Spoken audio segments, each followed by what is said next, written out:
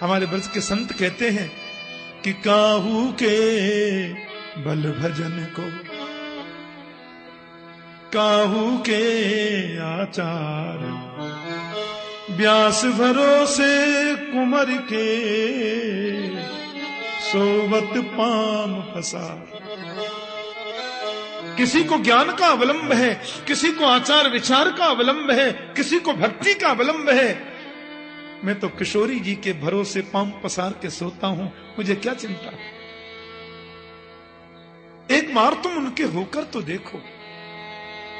हम होते ही नहीं, यही गड़बड़ है। तुम एक बार होने का प्रयास तो करो, वो उसका निर्वहन करेगा। प्रभु ने कहा मुझे लगता है अर्जुन आज यहां सोना नहीं चाहिए। और पांचों पांडवों को उठाकर के गोविंद दूसरे स्थान पर ले गए। द्रौपदी के 5 पुत्र वहीं सोते रह गए, जिसके बारे में गीता में लिखा है द्रौपदो द्रौपदेयाश्च। ये द्रौपदी के पुत्र बड़े बलवान थे, लेकिन मां की दृष्टि में तो वो शिशु ही होंगे। बेटा कितना ही महान हो जाए, मां बोलेगी बेटा कब आया। वात्सल्य होता है। सोते हुए द्रौपदी के उन पुत्रों को अश्वत्थामा ने पांडव समझ लिया गलती से, और 5 का सिर काट दिया। दुर्योधन पूछेगा तो जवाब देना है, सिर को रख के ले गया साथ में। दुर्योधन बोले क्या हुआ? बोले 5 मार दिए। अच्छा क्या प्रमाण है? बोले देखो जी सिर काट के ले आया। दुर्योधन बोले तुम तो ऐसे कह रहे हो जैसे गाजर मूली काट के आए हो क्या? पांडवों को मारना इतना सहज है? अजय सोते सोते खत्म कर दिया। हाँ आपका सब संदेह दूर, सब टेंशन खत्म। प्रकाश में जाकर के दुर्योधन ने देखा और द्रौपदी के पुत्रों का चेहरा देखकर दुर्योधन बोला अरे पागल ये तूने क्या किया? मैंने तुझे पांडवों को मारने के लिए कहा था, तूने तो द्रौपदी के 5 पुत्र मार के मानो हमारे वंश को ही खत्म कर दिया। मेरे वंश में कोई भी तो न रहा। पांडव आखिर हैं तो हमारे ही, एक ही गोत्र है, चाचा ताऊ के भाई हैं। ये द्रौपदी के 5 पुत्र रहते, एक बेटा तो अभिमन्यु युद्ध में मारा गया। ये 5 पुत्रों से वंश आगे चलता, तूने तो हमारा वंश खत्म कर दिया।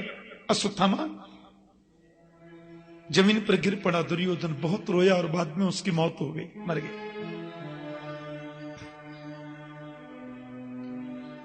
महारानी द्रौपदी ने सुना, बहुत रोई, ऐसा लिखा। बड़ा क्रंदन किया कि माता शिशूनाम निधनम सुताना निशम्य घोरम परितप्यमाना। क्या बिगाड़ा था मेरे पुत्रों ने? क्यों मार दिया? सोते हुए बच्चों को क्यों मार दिया अश्वत्थामा ने? बार बार द्रौपदी खड़ी होती हैं, फिर गिर जाती हैं, फिर खड़ी होती, फिर गिर जाती हैं। पांडवों की आंखें नम हो गईं। हजारों नर नारी वहां एकत्र थे। क्या बिगाड़ा था उन बच्चों ने? क्यों मार दिया? सोते हुए को मारना तो बड़ा अपराध है। अर्जुन की आंखों से मन रक्त बरसने लगा। अपने गांडीव को उठाकर के बोले देवी तुम्हारे 5 पुत्रों को मारने वाला अश्वत्थामा कहीं भी होगा, मैं उसको दंडित करूंगा। रथ पर आसीन होकर चल दिए। गोविंद रथ चला रहे हैं, भगवान चला रहे हैं, अर्जुन बैठे। आगे आगे अश्वत्थामा और पीछे पीछे मेरे प्रभु का रथ। अर्जुन गांडीव लेके बैठे। अश्वत्थामा ने देखा कि ये तो अर्जुन है, मार डालेगा मुझे। बस उसके पास एक ही वो अंतिम अस्त्र था। पिताजी ने इसको सिखाया तो कभी था नहीं। पांडव जब सीखने थे उसने सीख लिया था। द्रोणाचार्य महाराज बड़े भारी ज्ञानी थे शस्त्र विद्या के, लेकिन अपने पुत्र को उन्होंने जानबूझकर ब्रह्मास्त्र इसलिए नहीं सिखाया कि बात बात में ब्रह्मास्त्र चला देगा। और वो चलाना सीख भी लिया, पांडवों की देखा देखी, तो वापस करना आता ही नहीं था। ऐसी उसकी विचित्र स्थिति। उसने देखा कि अर्जुन मुझे मार डालेगा, उसने ना समझने ब्रह्मास्त्र चला दिया। अंतिम अस्त्र होता है सबसे विचित्र अस्त्र। और ब्रह्मास्त्र अपनी ओर आते हुए महाराज अर्जुन ने देखा। अर्जुन तो घबरा कि ये क्या किया इसने? अरे ब्रह्मास्त्र दिया।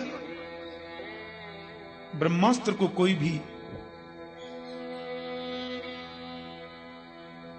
उसकी कोई काट नहीं है। अर्जुन तो चरणों में गिर पड़े, गोविंद बचाओ, प्रभु कुछ करो आप, हे प्रभु आप ही हमारी रक्षा करें, आप ही कुछ करें। गोविंद बोले अर्जुन बहुत भोले हो तुम, पर तुमको ये मालूम नहीं विषस्य विषम औषधम, कभी कभी विष की औषधि विष ही होता है। पैर में कांटा लग जाता है ना जंगल में, हम लोग कहते हैं अब कैसे निकालें, ये कांटा लग गया तो दूसरा कांटा खोजते हैं और दूसरे कांटे से पैर के कांटे को निकाल देते हैं। लोहे को काटना हो तो किसी और चीज से लोहा कट ही नहीं सकता, वो तो लोहे से ही कटेगा। गर्म करके ठंडे लोहे से काट देते। मैंने सुना है किसी व्यक्ति को यदि काला नाग डस ले तो झाड़ फूंका वालों के पास हम लोग जाते हैं, तब तक आदमी मर जाता है। हाँ, इसलिए वहां सब न जाकर हम सीधे डॉक्टर के पास जाना चाहिए, सबसे बढ़िया बात है। तो मैंने सुना है कि डॉक्टर के पास आप गए और यदि ये बिल्कुल कंफर्म है कि इस आदमी को काले नाग ने डस लिया है, तो डॉक्टर उसको जो इंजेक्शन लगाते हैं बोले विष के द्वारा ही उस विष को शांत किया जाता है। पर उसमें अब दो बातें हैं, यदि उस आदमी को काले नाग ने नहीं डसा हो, फिर डॉक्टर यदि मार दे तो फिर तो मर ही जाएगा। हाँ, और नाग ने डसा है तो निश्चित रूप से वो ठीक हो जाएगा। तो विषस्य विषम औषधम, कभी कभी विष की औषधि विष होता है। उसने ब्रह्मास्त्र चलाया, दोनों टकरा के शांत होकर गिर पड़े। दौड़ करके अश्वत्थामा के सिर के केस पकड़ के खींच के लाए। भीड़ लगी थी,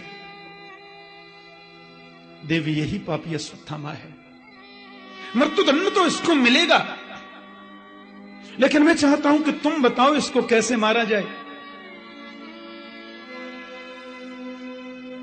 जमीन में जिंदा गाड़ करके मारे, या जलती हुई अग्नि में जलाकर के मारे, या शेर का भोजन बना करके मारे, कैसे मारा जाए ये तुम ही बताओ। उन लोगों के बीच में अश्वत्थामा थर थर थर थर कांप रहा है। महारानी द्रौपदी के हृदय में करुणा आ गई, नेत्रों से आंसू बह चले। उवाच स्नासहं तस्य बंधनानयनं सती, मुच्यतामेष ब्राह्मणो नितरां गुरु। द्रौपदी ने कहा इसको छोड़ दीजिए, ब्राह्मण है और ब्राह्मण तो आपके गुरु हैं। ब्राह्मण तो सदैव गुरु होता है। आपने इन्हीं के पूज्य पिता स्त्री से समस्त विद्याओं का अध्ययन किया, विशेषकर शस्त्र विद्या में पारंगत आप हुए इनके पिता श्री की कृपा से। ब्राह्मण हैं, छोड़ दीजिए। अर्जुन का क्या कहती हैं आप? राजनीति में यह सब नहीं चलता। अरे जिस व्यक्ति ने अपराध किया उसको दंड मिलना चाहिए, चाहे वो कोई क्यों ना हो। और आप जानती नहीं देवी, आज इसको छोड़ देने का मतलब है कल किसी और व्यक्ति को मारेगा। अरे सचई साठ्यम समाचरेत, ये कृपा का पात्र नहीं है, दया का पात्र नहीं है, इसको दंड मिलना ही चाहिए देवी। और आप कहती है कि मैं यानी कि छोड़ दूं, ये तो अच्छी बात नहीं है। नहीं, मत मत मत मारो, क्योंकि मुझे ऐसा लगता है कि मैं एक मां हूं और एक माता ही दूसरी माता के हृदय की वेदना को समझ सकती है। एक मां ही दूसरी मां के हृदय की वेदना को पहचान सकती है। मैं कहती हूं मत मारो, और यदि इसको मारने से मेरे पांचों पुत्र जीवित हो सकते हो तो जरूर मारो, लेकिन ऐसा कभी नहीं हो सकता। फिर इसको मारकर आप ब्रह्म हत्या क्यों मोल लेना चाहते हैं? इसलिए मेरा आपसे विशेष निवेदन है, इसको छोड़ दीजिए। अर्जुन तो बड़ी दुविधा में पड़ गए। युधिष्ठिर जी की ओर इशारा करके बोले, भाई जी आप बताइए इसको मारना चाहिए कि नहीं? युधिष्ठिर बोले, देख लो भैया, देखो हाँ, धर्म ग्रंथों में जैसा लिखा हो वैसा ही होना चाहिए, कहीं कुछ गड़बड़ न हो जाए। भीमसेन से पूछा, भाई जी आप क्या कहते हैं, इसको मारना चाहिए कि नहीं? भीमसेन बोले, तू छोड़ देगा तो मैं मार दूंगा, ऐसे पापी को तो मारना ही चाहिए, इसको तो मृत्युदंड मिलना ही चाहिए। नकुल सहदेव बोले, मजरे भैया बिल्कुल ठीक कहते हैं, मृत्युदंड का अधिकारी है, मारो ही इसे। द्रौपदी कहती है, मत मारो, मेरे गोविंद ने जिसको सखी का भाव दिया, मेरे प्रभु ने जिसको सखी कहकर पुकारा, उसके मन में किसी के प्रति दुर्भाव कैसे आ सकता है? महारानी द्रौपदी के हृदय में करुणा छा गई। अर्जुन बड़ी दुविधा में किया जावे क्या? उनके परम गुरु, परम सखा गोविंद भी तो वहीं खड़े थे। कन्हैया ने देखा हमसे कोई पूछेगा तो अपना सुझाव दे देंगे, बिना पूछे तो दें क्यों? कोई अन्याय से पूछे तो भी नहीं देंगे। अर्जुन ने तो तुरंत गोविंद के चरणों में प्रणाम किया और कहा, प्रभु आप ही कुछ बताओ ना, आखिर मैं करूं क्या? मेरे प्रभु ने बहुत सुंदर बात कही,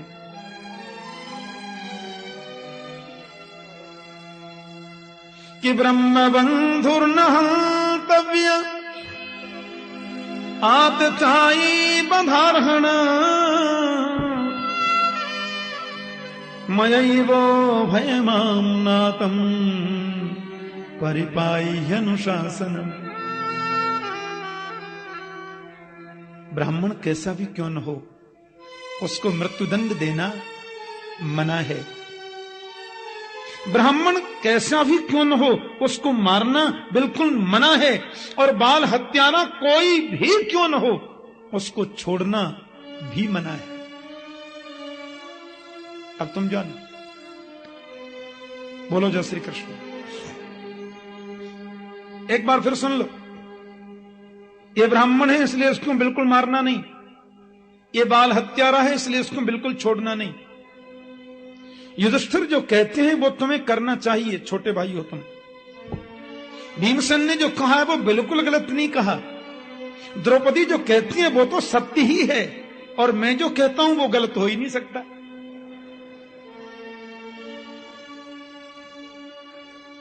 अब तुम जानो, हजारों लोग खड़े, माताएं भी खड़ी, और जजमेंट दे दिया जज साहब ने। भीमसेन से कभी गोविंद थोड़ा हास्य परिहास कर लेते थे। हाँ, भीमसेन 1 मिनट तो मौन रहे, अर्जुन तो चिंता में हैं। फिर भीमसेन बोले, क्या सुंदर जजमेंट दिया है। आप जैसे न्यायाधीश 2-4 और हो जाएं गोविंद। प्रभु ने कहा, सुनिए, जहां जरूरी ना हो वहां अपने विचार व्यक्त मत कीजिए। मैंने बोल दिया ना। और फिर अर्जुन ने गीता सुनी है। दादा आपको नहीं मालूम, अर्जुन को इससे ज्यादा कुछ बताने की जरूरत नहीं है। शिष्यस्ते हम साधिमाम ताम प्रपन्नम। गोविंद से उसने शिष्यत्व स्वीकार किया है, उनको अपना गुरु माना है। और कभी कभी तो इस पर जोर देना ही चाहिए। अब अर्जुन सोचते हैं मारना भी है, छोड़ना भी है, मारना भी नहीं, छोड़ना भी नहीं। द्रौपदी कहती हैं वो भी करना है, युधिष्ठिर बोलते हैं वो भी करना है, भीम दादा कहते हैं वो भी करना है, और गोविंद ने जो कहा वो करना ही करना है। भरी सभा में आधी दाढ़ी मूड़ दी, आधी मूछ मूड़ दी। उसके मस्तिष्क में ब्रह्म तेज की मणि थी, वो मणिम जहार मूर्धन्य, उसके मस्तिष्क से मणि को खींच करके धक्के देके सभा से बाहर निकाल दिया। ऐसे ही ब्रह्मबंधु नाम बधो नान्योस्ति दैहिक।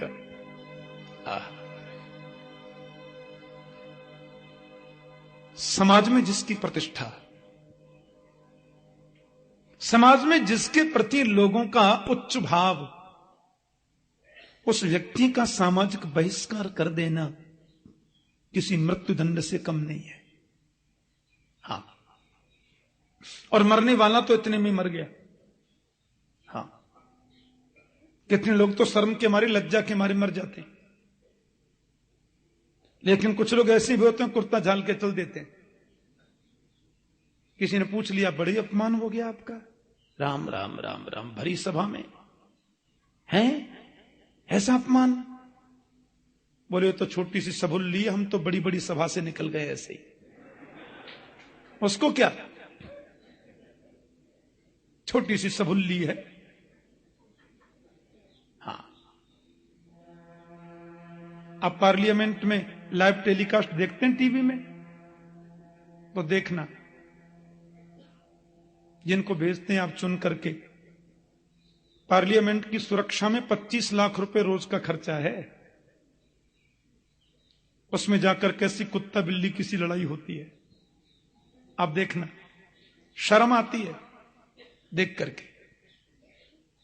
कोई फर्क नहीं, झाड़ लिया फिर चल दिया। आज गाली दे रहे हैं, 2 घंटे बाद ही गले लग गए। न किसी बात का महत्व, न किसी वचन का महत्व, चरित्र नाम की तो चीज नहीं। ये राष्ट्र तो गोविंद के भरोसे चल रहा है।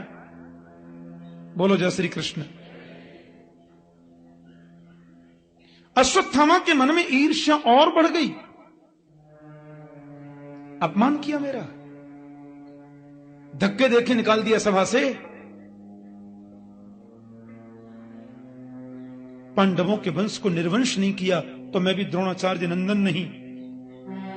जबकि होना क्या चाहिए था, काम तो मैंने मरने का किया था, पर अर्जुन ने मुझे मारा नहीं, थोड़ा धक्का देके ही तो निकाल दिया। शुक्रगुजार होना था अर्जुन का, लेकिन ईर्ष्या और भड़क गई। और मनुष्य के जीवन के 2 सबसे बड़े शत्रु हैं और 2 ही सबसे बड़े मित्र हैं। मानव के जीवन के निकटतम 2 मित्र हैं, कर्मयोग और विवेक।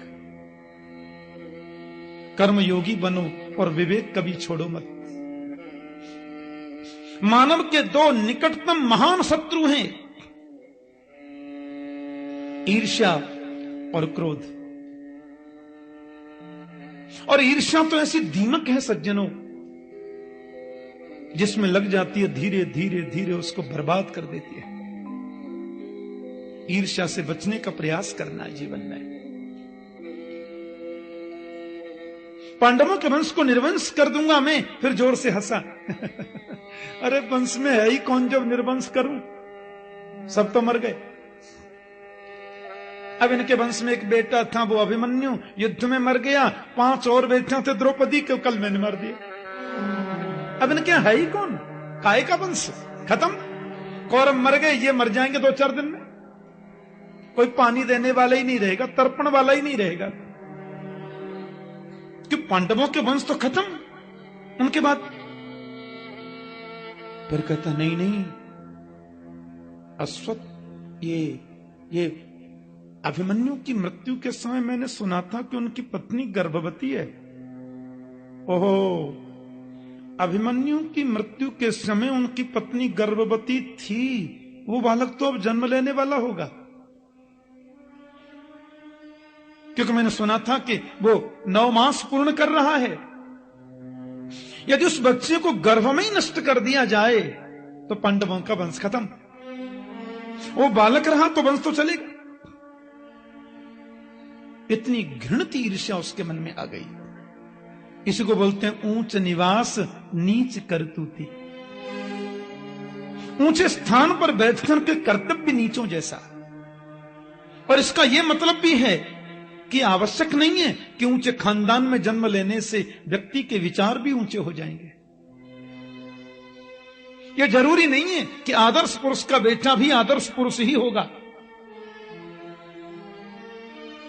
हिरण्यकश्यपु के प्रहलाद भी हो जाता है। और राजा बहन के यहां पृथु जैसे का प्रादुर्भाव होता है। कभी कभी महात्मा पिता का दुष्ट पुत्र होता है। राजा अंग का बेटा बैन हो गया। अंग इतने बड़े धर्मात्मा और बैन इतना बड़ा दुष्ट, और हिरण्यकश्यप इतना बड़ा दुष्ट, और प्रहलाद परम भागवत। 12 भागवतों में प्रहलाद का नाम आता है। 12 जो भागवत हैं उसमें नाम आता है हिरण्यकश्यप के पुत्र का। कितनी बड़ी आदर्शता। 12 भागवतों में ध्रुव का नाम नहीं है, प्रहलाद का नाम है, क्योंकि प्रहलाद का स्थान बहुत ऊंचा है। ध्रुव ने तो भगवान को भजा, लेकिन कामना थी। प्रहलाद तो बोलते हैं, यदि राशि समय कामान बरांस्वाम बरदर्शभ कामानाम हृदय संदोहम भवतस्तु वृणे बरम। मेरे मन में मांगने की कभी इच्छा ही पैदा नहीं हो, इसलिए वो 12 भागवतों में स्थान पा गए। गिनीज बुक में नाम आ गया। आदर्श पुरुष हैं। द्रोणाचार्य जैसे महापुरुष का पुत्र होकर इतना घृणित कर्म। अपने आश्रम पर बैठे बैठे अश्वत्थामा ने अभिमंत्रित करके ब्रह्मास्त्र चला दिया गर्भस्थ शिशु के विनाश के लिए। अभिमन्यु की विधवा गर्भवती पत्नी महारानी उत्तरा, जैसे उसने ब्रह्मास्त्र आते देखा, दौड़ पड़ी, गोविंद के चरणों में गिर गई। पाहि पाहि महायोगिन देव देव जगतपते नान्यम त्वद्भयं पश्ये यत्र मृत्यु परस्परम। हे केशव मेरी रक्षा करें, हे प्रभु मेरी प्राण रक्षा करें। कामम दहतु माम नाथ मामे गर्भो निपात्यताम। ये ब्रह्मास्त्र मुझे नष्ट कर दे, इसकी चिंता नहीं है, पर मेरे गर्भस्थ शिशु को बचाओ। यदि गर्भस्थ शिशु न रहा तो पांडवों के वंश में कोई तर्पण करने वाला भी नहीं रहेगा। सूत जी कहते हैं कि उस समय गोविंद जैसा रोए महाभारत के किसी प्रसंग में प्रभु इतना नहीं रोए। भगवान ने मन में सोचा, इस बच्चे ने क्या बिगाड़ा, इसने तो अभी संसार को देखा भी नहीं, इस बच्चे का विनाश क्यों करना चाहता अश्वत्थामा। लेकिन ब्रह्मास्त्र तो बड़ी तीव्र गति से आ रहा है, और उत्तरा ने कह दिया कि मैं मर जाऊं परवाह नहीं, लेकिन इस बच्चे को बचाइए। कहते हैं गोविंद के नेत्रों में आंसू और बोले, बेटी तुम्हें बिल्कुल डरने की जरूरत नहीं है, मैं सुरक्षा करूंगा तुम्हारे पुत्र की। क्योंकि कृष्ण तो उत्तरा के मामा ससुर लगते हैं, उसके पति के साक्षात, उसके पति के मामा ही खास। और सूक्ष्म रूप लेकर के मेरे गोविंद उत्तरा के गर्भ में ही प्रवेश कर गए, और वहां जाकर श्रीमद दीर्घ चतुर्बाहुम 4 भुजाएं धारण कर ली, और अपनी गदा को प्रभु ने सुदर्शन चक्र की भांति बच्चे के चारों तरफ घुमाया, और उस बच्चे की प्राण रक्षा कर दी। सूत जी बोले, कैसा लगा? ऋषि बोले, आश्चर्य है। सूत बोले, बिल्कुल नहीं। भगवान ने गर्भ में जाकर बच्चे की प्राण रक्षा कर दी, ये आश्चर्य नहीं है। ऋषि बोले, नहीं आश्चर्य तो महाराज है। सूत जी बोले, आश्चर्य है, पर प्रभु ने गर्भ में जाकर बच्चे को बचाया, यह आश्चर्य नहीं है। ऋषि बोले, तो फिर आश्चर्य क्या है? सूत जी बोले, आश्चर्य यह नहीं है कि भगवान ने गर्भ में जाकर बच्चे को बचाया, आश्चर्य तो ऋषियों ये है कि गर्भ का बच्चा कितना भाग्यवान है जिसने दुनिया में जन्म बाद में लिया, गोविंद का दर्शन पहले कर लिया।